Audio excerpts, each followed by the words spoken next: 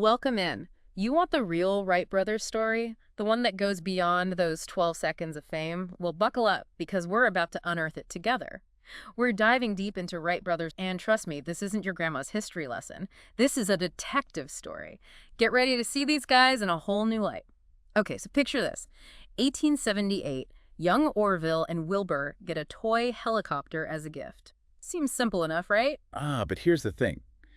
This wasn't just any toy. It was a replica of Alphonse Pinot's design. Pinot? Okay, so who was he? Some big shot toy maker? Not quite. Pinot was a leading aeronautical engineer in France, a real innovator.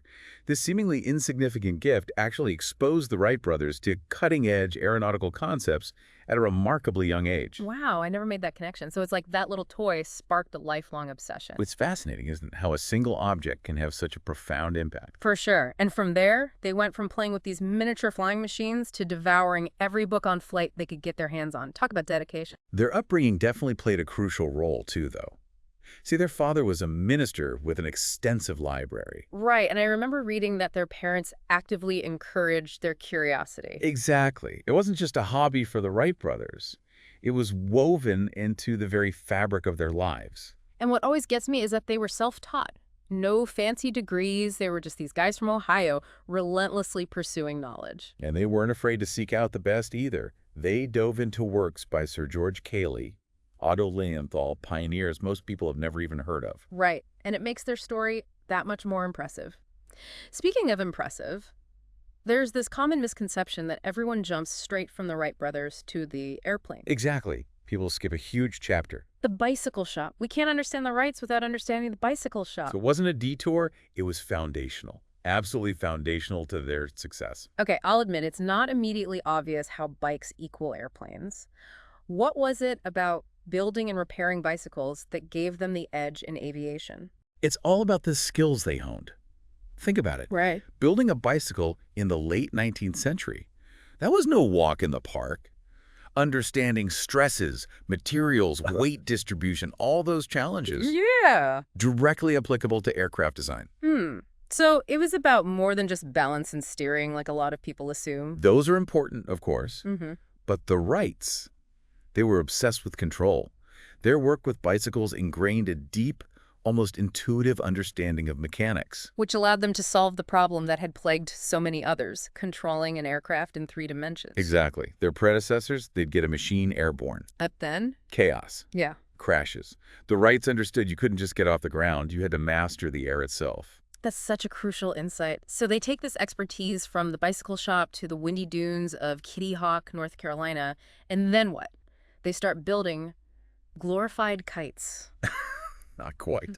Those glider experiments were far more sophisticated than people realize. I can imagine. Everything we've learned about the Wright brothers tells us they weren't just throwing things in the air and hoping for the best. They were meticulous scientists, testing, recording data, constantly refining their designs. And this is where that story about Wilbur writing to the Smithsonian comes in, right? Exactly. 1899, Wilbur writes to the Smithsonian asking for any and all information on flight, any information they had. Which shows how serious they were. They weren't just tinkerers. They were actively seeking knowledge, building upon the work of those who came before them, pushing the boundaries further and further. Okay, so they're clearly not messing around. They've got the passion, they've got the knowledge, they've got the experimental drive. And then in 1902, they unveil a glider that changes everything. And this wasn't just any glider, my friend. This was the breakthrough. It featured their revolutionary invention, wing warping. Wing warping. This is where things get really interesting because most people, they hear wing warping and they're kind of like, okay, but it's key. It's absolutely key to their success. What was it exactly? How to explain this? Imagine trying to steer a bicycle, but your handlebars are locked. Okay, that's difficult. Exactly. And that was essentially the challenge of controlling an aircraft's roll. Its movement side to side. Wing warping allowed the pilot to manipulate the shape of the wings during flight. Oh, I see. So by warping the wings, they were creating drag on one side and lift on the other. Ingenious. It's like they engineered a way to make the wings themselves act as control surfaces. No wonder this was a game changer. It really was. It really was. 1902, they've nailed the control issue with wing warping. And that takes us right up to 1903 and the Wright Flyer. Which they also built the engine for.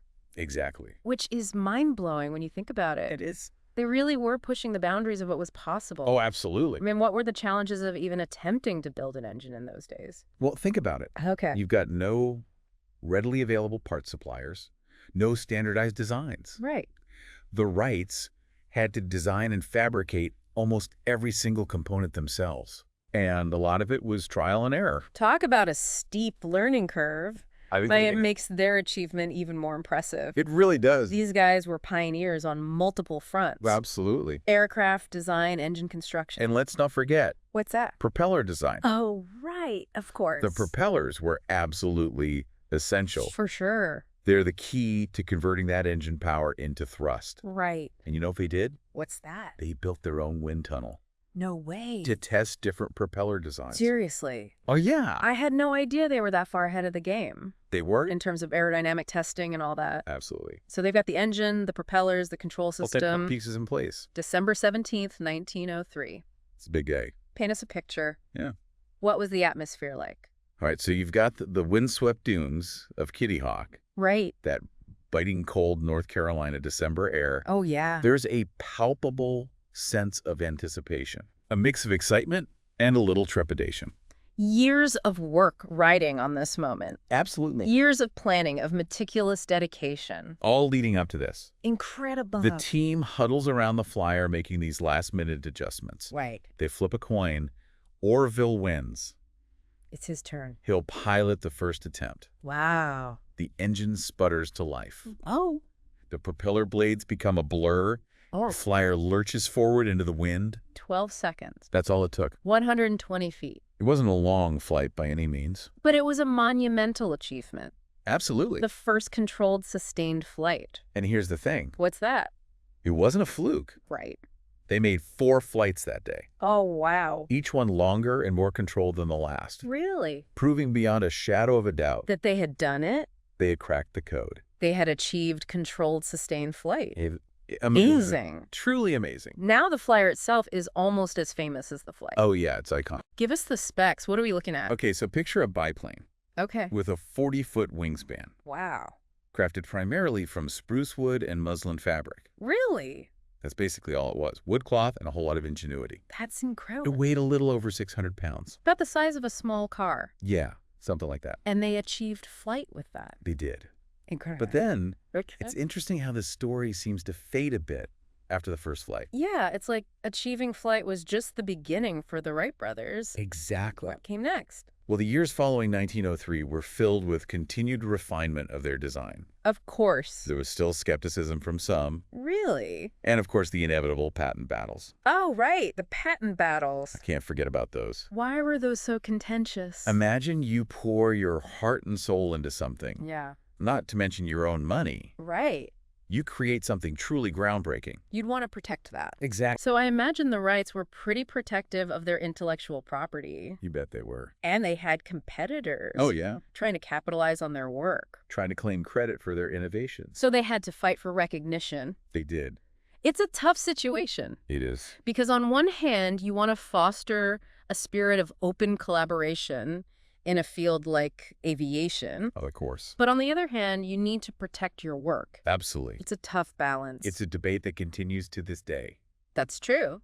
But regardless of the complexities of the patent battles, Yeah, the Wright brothers' achievement, it resonated. it resonated far beyond the courtroom. They had captured the world's imagination, They had. and they weren't content to just rest on their laurels. Not at all. They took their flyer overseas Made it to happen. demonstrate it in France. Can you imagine? The pioneers of flight showcasing their invention on the world stage. It was huge. It's a testament to their ingenuity, to their determination. to their unwavering belief in their vision. It really is. But Yeah. it's a bittersweet victory in a way, How so? because tragedy was never too far behind for the Wright brothers. Wilbur's untimely death in 1912. It's a stark reminder Of what? of the fragility of life. Especially when contrasted with the seemingly limitless possibilities of flight. Exactly. It's hard to imagine, carrying on that legacy after such a loss. But Orville, he kept going. He actually lived to see aviation really take off. He did. Orville saw it all unfold, commercial flights, incredible advancements in aircraft technology. It's almost poetic in a way. Yeah, like Wilbur, the meticulous engineer, he laid the foundation, made sure it was rock solid. And then Orville got to see the world build upon it. Exactly. And makes you realize their work went so far beyond just that one flight. We've talked about their genius, their grit, but what really hits home for me is how much they were shaped by their time. The late 1800s, early 1900s, a completely different world. Absolutely. The dawn of the 20th century was an era of incredible change. The automobile was just emerging. Electricity was becoming more widespread. There was this feeling of limitless possibility in the air. And the Wrights, they were right there on the leading edge of it all, weren't they? They were. And they weren't afraid to challenge the status quo either. They saw the potential of flight, not as some novelty, but as a force that could reshape the world. And reshape it they did. I mean, think about it. We take it for granted now, hopping on a plane and crossing continents in hours. Before the Wright Flyer, that was unthinkable. The world was a much bigger, more isolated place back then. Their achievement shrunk the world, connected people and cultures in ways that no one could have imagined. It's true. It's easy to forget how much impact their invention had on things like communication, global trade, even just our basic understanding of our place in the world. All stemming from an idea. From daring to dream big, to challenge what everyone thought they knew. The Wright brothers pursued their vision with unwavering passion, and that's something we can all learn from. It really is. They remind us that even seemingly impossible well, they can take flight. It's about having the courage to pursue them, no matter how audacious they might seem. Exactly. Their story is a testament to the boundless potential that exists within us all. So well said. We've covered a lot of ground in this deep dive, from a simple toy helicopter to the global impact of aviation. And it's clear that the Wright brothers' legacy continues to soar, inspiring us all to reach for the skies, both literally and metaphorically. It's been fantastic exploring this with you. And to everyone listening, we hope this deep dive gave you a new appreciation for the Wright brothers and their incredible journey. Until next time, keep exploring, keep asking questions, and never stop seeking out those aha moments. We'll be here, ready to take another deep dive with you.